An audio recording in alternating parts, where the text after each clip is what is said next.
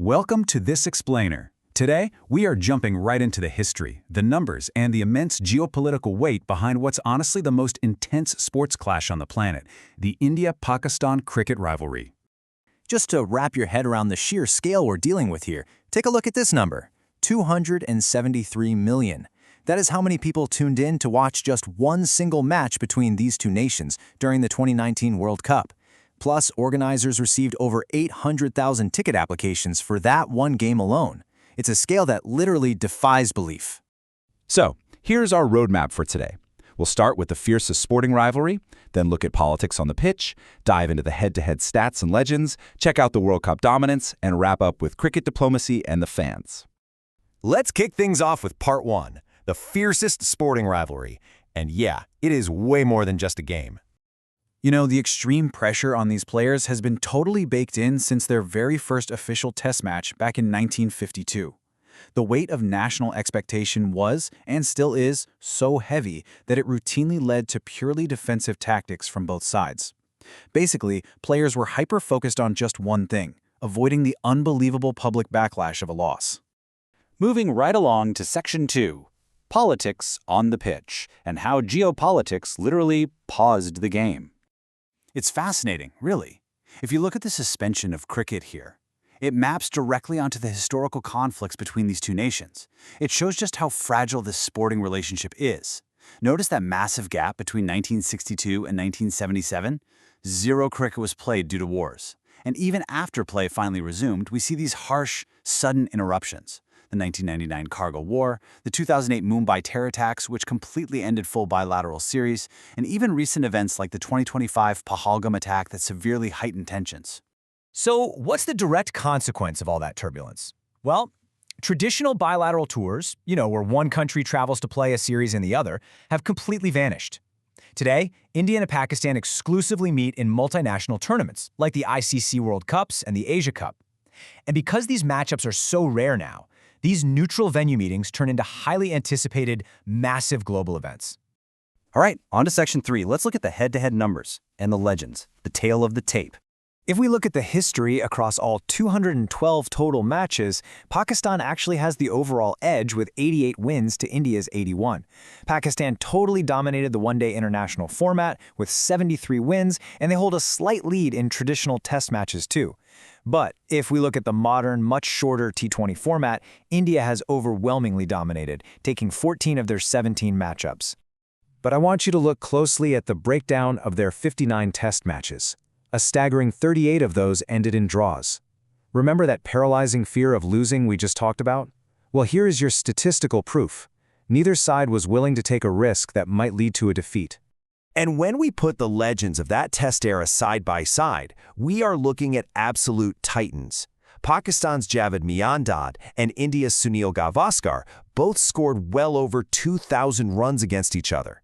Just imagine carrying the hopes of 1 billion people on your shoulders every single time you walk out to bat.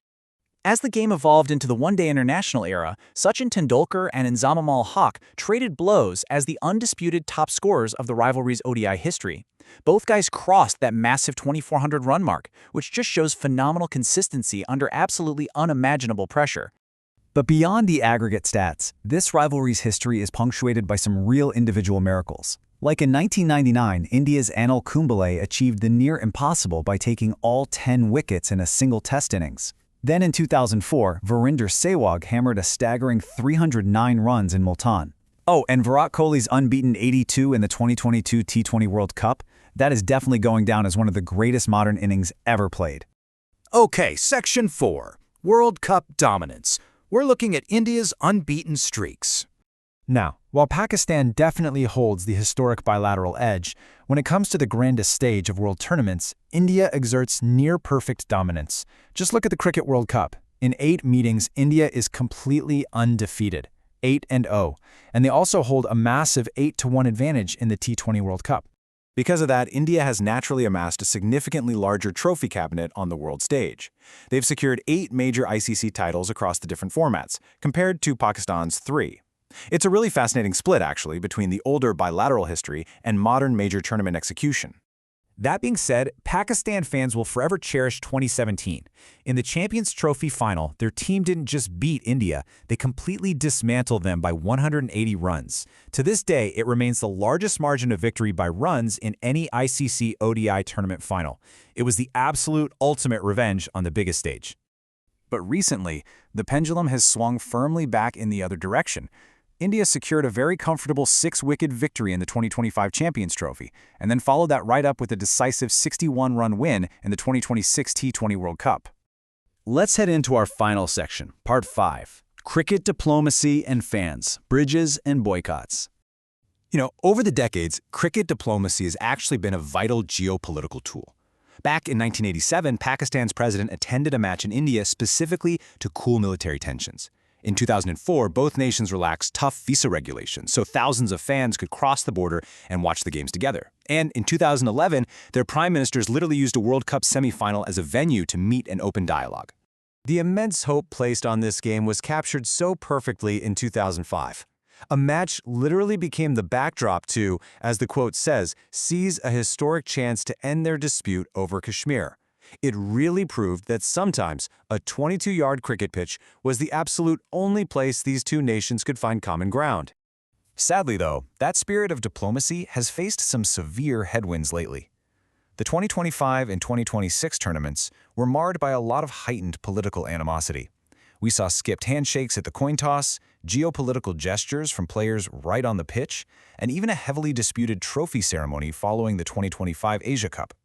Coupled with the overwhelming recent success of the Indian team and the total absence of any traditional bilateral play, the players themselves are actually beginning to question the nature of the matchup. I mean, just listen to this incredibly blunt quote from Indian captain Surya Kumar Yadav. "It isn't a rivalry anymore." Which leaves us with a final, pretty provocative thought to wrap up this explainer. As geopolitical realities keep these teams apart for regular tours, and one side dominates the recent tournament meetings, is this historic 273 million viewer rivalry actually dying out? Or is it just evolving into something entirely different, a new era of exclusively high-stakes, neutral venue warfare? Well, the sporting world will definitely be watching closely. Thanks so much for joining me today.